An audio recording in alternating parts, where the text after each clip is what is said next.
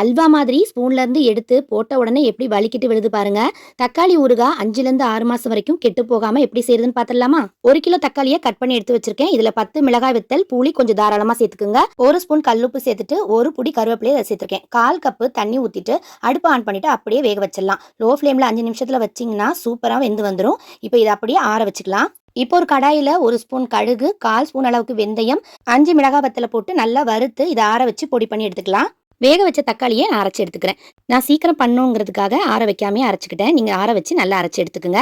இப்போ ஒரு கடாயில 1/2 கப்பு நல்லெண்ணெய் ஊற்றிருக்கேன். பெருங்காயத்தூள் போட்டுட்டு நம்ம அரைச்ச அந்த தக்காளி விழுதை அப்படியே சேர்த்துக்கலாம். தண்ணி எதுவுமே சேர்க்கக்கூடாது. இப்படி இந்த எண்ணெயிலே நீங்க நல்லா மிக்ஸ் பண்ணிட்டே வரணும். லோ ஃப்ளேம்ல வச்சு அப்பப்போ மிக்ஸ் பண்ணி விடுங்க.